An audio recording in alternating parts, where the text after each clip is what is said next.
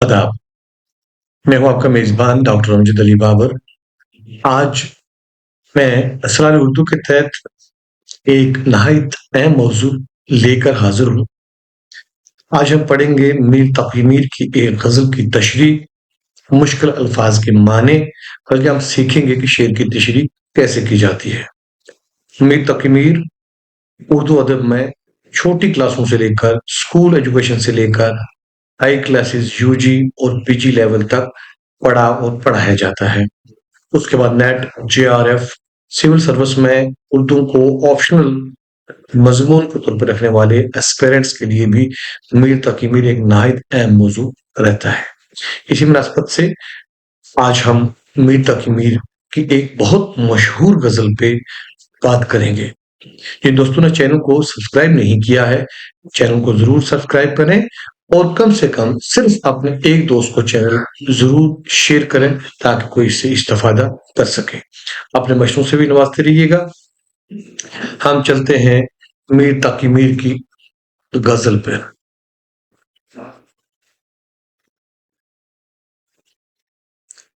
मीर की बहुत मशहूर गजल है। तकरीबन हर जो मीर तकी मीर की बहुत मशहूर गजल है। तकरीबन अदब के हर चाहने वाले ने इस गजल को पढ़ा है कभी न कभी।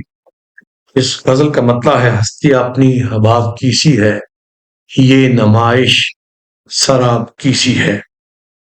आप दोस्तों जानते हैं कि मीर तकी मीर उर्दू गजल का बहुत बड़ा शायर, और ये कह लें कि उर्दू गजल का सबसे बड़ा शायर। इस पर उर्दू गजल लिखने वालों ने इस बात का एतराफ किया है, गजल कहने वालों ने इस बात को माना है, तस्लीम किया है कि मीर गजल का बहुत बड़ा शायर है। मीर के हम देखते हैं हर मजमून को मीर ने छुआ है, और बाज जगह मीर बहुत कामयाब नजर आते हैं, इतने कामयाब कि उनके सानी को दूसरा शायर नहीं मिलता। या अगर हम ये देख लें कि बाज बड़े शोरा भी मीर से इस्तेफादा करते हुए नजर आते हैं, हालांकि इस बहस में हम यहाँ पर नहीं पढ़ेंगे। हम सीधा गजल की तशरीह पे आते हैं और मुश्किल अल्फाज के माने पे आते हैं। मतलब है कि हस्ती अपनी हबाब की सी है, ये नमाइश शराब की सी है।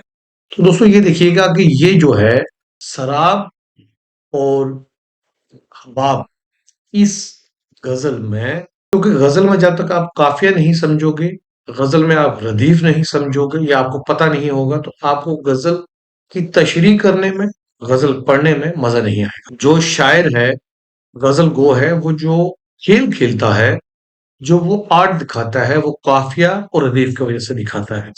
इसलिए अदब के ताल्लुम इल्मों के लिए जरूरी है कि वो इस खेल को समझे, और जब भी कभी काफिया पे बात आती है, रदीफ पे बात आती है, वो इस पर जरूर बात करें। अब देखिएगा, मुश्किल अल्फाज के माने में अगर मैं देखूं तो कोई ज्यादा मुश्किल अल्फाज इस गजल में इस्तेमाल नहीं हुए हैं। हस्ती जिंदगी के लिए कहा गया है कि हमारी हस्ती क्या होती है। अबाब, बुलबुला, जो पानी के ऊपर बुलबुले बनते हैं उनको अबाब कहते हैं। नमाइश जलवा को कहते हैं। जैसे हम कहते हैं कहीं कोई नुमाइश लगी हुई है, कहीं कोई एग्जीबिशन लगी हुई है, ये आप समझ लें। शराब कहते हैं धोखे को, फरेब को। शराब एक खास अ, जगह के लिए ये इस्तेमाल होता है लफ्ज, कि जब सहरा में दूर तक पानी नहीं मिलता मुसाफिरों को, और रेत दूर से चमकती है पानी की तरह, और मुसाफिर वहां पहुंचते हैं पानी की तलाश में, रेत को पानी समझकर पहुंचते हैं, और जब वो करीब पहुंचते हैं तो हकीकत में वो रेत ही होती है। उस धोखे को भी शराब कहते हैं। अब देखिए तशरीह, हस्ती अपनी यानी हमारी जिंदगी अबाब की सी है, ये बुलबुले की सी है। देखिए रदीफ की सी है ने कितना खूबसूरत मजमून पैदा किया है, या कितने आसान लफ्जों में छोटी बयान में मीर ने ये गजल कही है। ये नुमाइश शराब की सी है। ये नुमाइश कौन सी? ऊपर हस्ती की बात हुई है, तो नीचे ये हस्ती की तरफ इशारा है कि ये जो हमारी जिंदगी है, ये जो जिंदगी की नुमाइश है, ये गोया एक धोखा है। हम जिंदगी की नुमाइश के देखिए कि मीर ने इसको जिंदगी को नुमाइश कहकर कितना, हम कह सकते हैं, एक तंज भी किया है, اور ایک ایسا موضوع نکالا ہے کہ جو انسان زندگی کے آخری لمحات میں ہوتا ہے، کوئی بھی انسان زندگی کے آخری لمحات میں ہوتا ہے تو وہ یہی کہے گا کہ یہ ایک نمائش تھی، مختصر سی نمائش تھی جو ختم ہو گئی۔ گویا اباب اور نمائش، جن دونوں کی کوئی دیر پا اوقات نہیں ہے۔ اباب بھی چند لمحات کے لیے ہے، بلبلے بھی تھوڑی دیر کے لیے ہیں، اور نمائش جتنی مرضی بڑی نمائش ہو وہ بھی تھوڑی دیر کے لیے ہے۔ یہ بات میر کہنے میں کامیاب ہوئے ہیں۔ اگلا دیکھیے جی، ناز کی اس کے لب کی کیا کہیے، پنکھڑی ایک گلاب کی سی ہے، گلاب کی سی ہے۔ اب دیکھیے بات کہنا تھا گلاب کو استعمال کیسے کیا ہے، پنکھڑی ایک گلاب کی سی ہے۔ پہلے آگے دیکھیے، پہلے دوسرا حصہ دیکھیے، پنکھڑی ایک گلاب کی سی ہے۔ اب سوال ہمارے ذہن میں یہ آتا کہ کس کی پنکھڑی گلاب کی سی ہے، تو پہلے مصرے پر آپ جائیں گے دیکھیں گے ناز کی اس کے لب کی کیا کہیے۔ اب یہاں شاعر کہتا ہے کہ اس کے لبوں کی، نازکی کے حوالے سے کیا کہہ سکتے ہیں۔ ہم کبھی کسی کی تعریف کرتے ہیں تو ہم کہتے ہیں کیا کہیے اس کے لیے، وہ تو کمال شخص ہے۔ تو یہ بات یہاں میر نے کہی ہے۔ لب ہونٹ کو بولتے ہیں، ناز کی لطافت کو بولتے ہیں، اور پنکھڑی گلاب کی پتی کو بولتے ہیں۔ شاید کہتا ہے کہ محبوب کے لبوں کی لطافت، ناز کی، اس کے حوالے سے کیا کہہ سکتے ہیں۔ اور یہاں جو تشبیہ ہے وہ کتنی نادر ہے کہ ہونٹ کی نازکی کو گلاب کی پتی کے ساتھ تشبیہ دی ہے۔ گلاب کی پتی نہایت نازک ہوتی ہے، اگر آپ کھلتے گلاب کے ساتھ تھوڑا سا بھی ہاتھ لگائیں گے تو وہ پنکھڑی بکھر کے ٹوٹ جائے گی یا مرجھا جائے گی۔ تو محبوب کے لبوں کی تعریف اگر میر کرتا ہے تو وہ اس طرح سے کرتا ہے۔ آگے دیکھیے جی، چشم دل کھول اس بھی عالم پر، یہاں کی اوقات خواب کی سی ہے۔ چشم دل کھول اس بھی عالم پر، عالم ہو گیا دنیا، دل کی آنکھ، چشم دل، چشم بولتے ہیں آنکھ کو، چشم دل دل کی آنکھ، عالم دنیا، اوقات حیثیت۔ یہ شاعر کہتا ہے کہ آپ اپنے دل کی آنکھیں تو کھولو، پھر آپ کو پتہ چلے گا کہ یہ دنیا کیا ہے۔ بظاہر یہ دنیا ہمیں بہت بڑی نظر آتی ہے، بڑے بڑے بادشاہ نظر آتے ہیں، بڑے بڑے امیر عمرہ و سلاطین نظر آتے ہیں اگر ہم اس کی تاریخ دیکھیں، لیکن جب ہم دل کی آنکھ سے دیکھتے ہیں، جب چشم دل کھولتے ہیں، چشم دلوا کرتے ہیں، پھر ہمیں لگتا ہے کہ یہ یہاں کی اوقات ایک خواب سے زیادہ نہیں ہے، یہ اوقات خواب کی حیثیت بھی نہیں رکھتی ہے۔ آپ دیکھیے گا کہ سکندر الیگزینڈر دا گریٹ، جس نے بہت قلیل عمر میں دنیا کے کونے کونے پر قبضہ کر لیا تھا، جب وہ دنیا سے گیا اس نے کہا کہ میرے ہاتھ بار رکھیے، میں کچھ بھی لے کر نہیں جا رہا۔ اسی طریقے سے آپ بڑے بڑے بادشاہ دیکھ لیجئے، آپ اشوکا دا گریٹ کو دیکھ لیجئے، اس کے بعد آپ مغل اورنگزیب عالمگیر کو دیکھ لیجئے، اکبر بادشاہ کو دیکھ لیجئے، جتنے لوگ بھی آئے حکومتیں کی، لیکن 50-100 سال کی زندگی، پھر ایک اندھیرا ہے، پھر ایک خواب ہے کہ انسان کے پاس وسائل تو بہت ہے لیکن انسان زیادہ دیر تک اس دنیا میں رہنے والا نہیں ہے۔ ایک معمہ ہے سمجھانے کا نہ سمجھنے کا، زندگی کائے کو ہے خواب ہے دیوانے کا، فانی نے کہا تھا۔ تو یہ ہے زندگی کی اوقات، یہ ہے زندگی کی حیثیت۔ اگلا شعر چلتے ہیں۔ بار بار اس کے در پہ جاتا ہوں، حالت اب اضطراب کی سی ہے۔ اضطراب ہوتا ہے بے چین، پریشان۔ در محبوب کا دروازے کے لیے کہا گیا ہے۔ اب شاعر کہتا ہے کہ میں اس کے در پہ بار بار جاتا ہوں۔ انسان کسی کے در پہ بار بار کیوں جاتا ہے؟ کہ جب انسان کو سخت کسی بات کی حاجت ہو، سخت کسی بات کی ضرورت ہو۔ دوسرے مصرے میں کہا ہے اب اپنی حالت بہت پریشان ہے، اس لیے میں بار بار وہاں پہ جا رہا ہوں۔ اب دیکھیے، ہم ضروری نہیں ہے کہ اس کو محبوب کے ساتھ ہی جوڑیں۔ ہمیں کسی کے ساتھ بہت کام پڑ گیا ہے، ہمیں پیسوں کی ضرورت پڑ گئی ہے، रुपयों की जरूरत पड़ गई है तो हम किसी के पास किसी हाजित के लिए जा रहे हैं। उसमें ये भी हो सकता है कि हमें अपना ही कुछ लेना हो, लेकिन अब हमें उसकी शिद्दत से जरूरत है तो कोई दे नहीं रहा है, हम इंतजार करते रहे लेकिन मिला नहीं। फिर इंसान बार बार उसको कहता है या बार बार चाहता है, तो इंसान काफी परेशानी और बेचैनी में पड़ जाता है। ये भी एक कैफियत इंसान पे आती है कि इंसान किसी के दर पे ऐसे ही नहीं जाता। मेरी ये बात इसमें कहना चाहते हैं। नुक्ताए हाल से तेरा अबरू बैत एक इंतहा की सी है। देखिए इसमें एक उसका पहलू निकाला है तो आप समझिएगा। तिल, हाल होता है तिल, जो हम चेहरे पर तिल होगा, काला निशान होता है।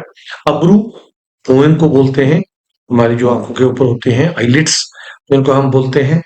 बैत शेर बोलते हैं, शेर जो किसी भी गजल का एक वाहिद शेर होता है उसको हम बैत कहते हैं। और इंतखाब होता है कि हमने उसको मुंतखब किया है, नहायत अहम जो हो, जिसको हम सब में से चुन लेते हैं। शायद कहता है कि नुक्ताए हाल से तेरा अबरू, ऐ मेरे महबूब जो तिल का निशान है तेरे चेहरे पर, उस और ऊपर से तेरे अबरू बहुत खूबसूरत हैं, जो तेरे चेहरे की खूबसूरती को बढ़ा रहे हैं। साथ में जो तिल भी लग गया है उसने ऐसा कर दिया है जैसे कि तिल और अबरू ने मिलकर दो मिसरों का काम किया है अलग अलग से, और एक बैत बन गया है, एक शेर बन गया है। वह ये एक अदबी रंग भी तकी मीर ने इसमें पैदा किया है। मैं जो बोला कहा कि ये आवाज उसी खाना खराब की सी है। अब देखिए मैं आपको ये बोलूंगा कि आप पहले देखिए कि लफ्ज उसको इस्तेमाल करना था खराब, क्योंकि कॉफी में खराब, गुलाब, नवाब, शराब, तराब ये लफ्ज आने थे। खराब की सी है, आप भी कोशिश करिएगा। खराब की सी है, तो खराब की सी की है के पीछे मीर ने दो लफ्ज लगा दिए, इसी खाना खराब की सी है, क्योंकि वजन में ये आ रहा है। अब इसके ऊपर एक ऐसा मिसरा लगाना ताकि ये वजन जो है, ये पैर वजन इसी में रह के एक मान देने लगे। इसी खाना खराब किसी है, ऊपर मिसरा लगा दिया, मैं जो बोला कहा ये आवाज। तो हमें ये पता चलता है कि मीर को कोई पहचानने वाला था। वो कहते हैं कि जब मैंने कोई बात की, उसने कहा, मेरी आवाज को फौरन पहचान ली। गोया शायद कोई वो अंदर बैठा हुआ होगा, मीर बोला कहीं बाहर से गया, तो उसने कहा ये आवाज जो है बोलने वाला है, ये तो उसी खाना खराब की है। उसी खाना खराब किसके लिए कह दिया? मीर तकी मीर के लिए कह दिया। जैसे कि कभी कहीं हम बैठे हुए हों, हमारा कोई वाकिफ जानकार कहीं अंदर बैठा है या हम अंदर बैठे हैं, तो कोई बोले उसकी आवाज हम पहचान लें, हमें ये उम्मीद ना हो कि वो यहाँ आ सकता है, लेकिन आवाज सुनने के साथ ही हमें लगता है कि ये आवाज तो उसी की तरह की है, कोई वो वहां से तो आ तो नहीं गया है। गोया इंसान आपनों की आवाजें भी पहचानने लगता है, हत्ता कि वो उसके साथ नफरत करता हो या उसके साथ मोहब्बत करता हो। अगला शेर देखिए। आतिशे गम में दिल बुना शायद, देर से भूख कबाब की सी है। अब देखिए लफ्ज आता था उसी कॉफी में कबाब को इस्तेमाल किया है मीर ने। कबाब गोश्त का बुना हुआ, जो अंगारों के ऊपर खालिस गोश्त जिसमें हड्डी नहीं होती, हम भून कर खाते हैं। कबाब की सी है, देर से बू कबाब की सी है। मिसरा मीर बनाने में कामयाब हुए कि काफी देर से कबाब की बू आ रही है। जिन लोगों ने कबाब खाया है वो समझते हैं कि बू किस तरीके से, खुशबू जो कबाब की जलने की आती है या तैयार होने की आती है, वो कैसे आती है। तो मीर ने मिसरा कह दिया इसी बैर में, देर से बू कबाब की सी है। अब ऊपर मिसरा लग रहा है कि तलबा के लिए मैं कह रहा हूं कि वो इस तरीके से समझने की कोशिश करेंगे तो गजल में इंजॉय करेंगे। अब कबाब के ऊपर क्या मिसरा लगेगा कि ये मान देने लगेगा। देखिए मीर ने कितनी नादर बात कह दी है कि आतिशे गम में दिल बुना शायद, कि आतिशे गम यानी गम की आग, बोलते हैं आग को, गम की आग में शायद हमारा दिल भुन गया, जैसे अंगारों के ऊपर गोश्त भुन जाता है। खुशबू बू, खुशबू के लिए कहा है, तो कहता है आतिशे गम में दिल बुना शाहिद, कि हमारा गम की आग में हमारा दिल भुन गया है, इसलिए काफी देर से कबाब की बू आ रही है। गोया कबाब की बू को दिल के साथ इस तरीके से मीर ने जोड़ के एक माने پیدا کیے ہیں، حالانکہ میں سمجھتا ہوں کہ اس میں مبالغہ کہیں نہ کہیں نظر آتا ہے، لیکن میر کی استادی بھی نظر آتی ہے کہ ایسا تو نہیں ہے کہ دل کے بننے کی بھوک کبھی آتی نہیں ہے۔ اگر ہم حقیقت سے دیکھیں تو حقیقت یہ بات آ رہی نظر آتی ہے، لیکن مصروں کا ربط اتنا کمال کا ہے، اور لفظ کباب کو اتنا اچھا استعمال کر کے میر نے جو تصور کیا ہے کہ کباب کے بو آنے کی وجہ یہ ہے کہ شاید دل بنا ہے۔ اس میں ہم یہ بات بھی کہہ سکتے ہیں کہ ہو سکتا ہے کہ میر کہیں بیٹھے ہوئے ہوں، یا شاعر کہیں بیٹھا ہے، کہیں کباب کی بو دوسرے پڑوس اڑوس سے آ رہی ہے، تو میر چونکہ خود بہت دکھی ہیں، ان کو لگا کہ واقعی دل کہیں جلا ہوگا، اس لیے کباب کی بو آ رہی ہے۔ کیونکہ انسان جب خود دکھی ہوتا ہے، پریشان ہوتا ہے، تو اس کو سارا زمانہ دکھی اور پریشان لگتا ہے، اور جب انسان خود خوش ہوتا ہے تو اس کو سب خوش لگتے ہیں۔ دیکھیے اگلا شعر، دیکھیے، دیکھیے ابر کی طرح اب کے میری چشم پر آپ کی سی ہے، میری چشم پر آپ کی سی ہے۔ چشم جیسے پہلے بھی ہم نے ذکر کیا کہ آنکھ کو بولتے ہیں، ابر بادل کو بولتے ہیں، آپ سمجھتے ہیں پانی کو بولتے ہیں۔ اب دیکھیے یہاں بھی کیا ہے، آپ کی سی ہے کو میر نے استعمال کیا ہے، پیچھے دو لفظ ایڈ کر دیے، تین لفظ، میری چشم پر آب کی سی ہے، میری چشم پر آب کی سی ہے۔ اب میری چشم جو ہے وہ پانی سے بھری ہوئی ہے۔ یہ ہمارے پاس ایک مصرع آ گیا جس کا ہمیں پورا معنی نظر نہیں آ رہا جب تک کہ ہم اس میں پہلے مصرے پہ دھیان نہ دیں۔ اب اوپر جائیے، دیکھیے ابر کی طرح کے، اب دیکھیے کہتے ہیں کہ ایسے دیکھیے آپ کہ ایسے ہے جیسے ابر ہے، یعنی بادل کی طرح ہے، بادل کی طرح ہے۔ کیوں بادل کی طرح ہے؟ کہ میری جو آنکھ ہے وہ اب ہر وقت گیلی رہتی ہے، پانی والی رہتی ہے۔ دیکھیے گا اللہ تعالیٰ سب کو دکھوں سے بچائے، لیکن کوئی اگر انسان دکھ میں مبتلا ہے، آنسو اس کی آنکھ پر رکھا رہتا ہے، کسی وقت بھی آنکھ سے آنسو ٹپک جاتے ہیں، اور یہ تب ہوتا ہے کہ جب انسان پہ شدید دکھ ہوتے ہیں، اور میر کی زندگی اس طریقے سے گزری ہے۔ دیکھیے ابر کی طرح آپ کے میری چشم پر آپ کی سی ہے، کہ آنسو ایسے برس رہے ہیں جیسے کہ بادل ہوں۔ اب اس کے پیچھے آپ جا سکتے ہیں کہ بادل کیوں ہے؟ انسان جب دکھی ہوتا ہے تو پھر انسان کی آنکھوں سے آنسو نکلنے ہی نکلنے ہیں۔ شاید کسی نے کہا تھا کہ بتاؤں میں کیا آنسوؤں کی حقیقت، جو سمجھو تو سب کچھ، نہ سمجھو تو پانی۔ کوئی آنسو کے پیچھے شعراء نے کافی لکھا ہے۔ اور اب ہے مقطع، میر ان نیم باز آنکھوں میں ساری مستی شراب کی سی ہے۔ تو دیکھیے کیا کمال کا مقطع کہا ہے میر نے، مشہور ترین مقطع ہے، شراب کی سی ہے۔ اب شراب تو نشے والی چیز ہے، سبھی جانتے ہیں، ساری مستی شراب کی سی ہے۔ دوسرا مصرع میر یہ کہنے میں کامیاب ہوئے، ساری مستی شراب کی سی ہے۔ مستی ہوتا ہے سرور، نشہ، کیفیت، اور میر نے اوپر مصرع کیا لگا دیا، میر ان نی باز، نی باز ہوتا ہے آدھی کھلی ہوئی، مست آنکھیں، نشیلی آنکھیں، میری نیم باز آنکھوں میں، کہ جو اد کھلی آنکھیں ہیں میرے محبوب کی، یہ مست آنکھیں، جو کہ جہاں جو اس میں دیکھتا ہے اس کو سرور آ جاتا ہے، نشہ چڑھ جاتا ہے۔ تو میر کہتا ہے کہ یہ ساری مستی ان آنکھوں میں شراب جیسی ہے۔ بہت لکھا گیا ہے آنکھوں پہ کہ آنکھیں جو ہیں وہ شراب سے زیادہ نشہ رکھتی ہیں، آنکھوں میں کوئی دیکھ لے تو وہ تڑپ جاتا ہے۔ میر کا ایک اور شعر ہے کہ اگرچہ کب دیکھتے ہو مگر دیکھو، اے آرزو کہ ادھر دیکھو۔ گویا محبوب کی آنکھوں کو دیکھنا بہت پسند ہے عاشقوں کے، محبوب اس کی طرف دیکھے۔ اور اب دیکھ لیجئے گا کہ آنکھوں پر، نظروں پر کافی اشعار کہے ہیں۔ تو دوستو یہ تھی میر تقی میر کی ایک غزل، جس پہ ہم نے کوشش کی کہ تھوڑا سا ہٹ کے آپ کے ساتھ ڈسکس کیا جائے۔ آپ اپنے مشوروں سے ضرور نوازیے گا، آپ کو کوئی بات سمجھ نہ آئی ہو وہ آپ چیٹ باکس میں لکھیے گا، اور اپنا دھیان رکھیے گا۔ چینل اگر سبسکرائب نہیں کیا ہے تو ضرور سبسکرائب کیجیے گا، اس طرح کی اور بہت سی ویڈیو آنے والی ہیں، نیٹ سلٹ کے حوالے سے بھی کوشچن پوچھے جانے والے ہیں۔ اور مجھے اجازت دیجیے گا، خدا حافظ۔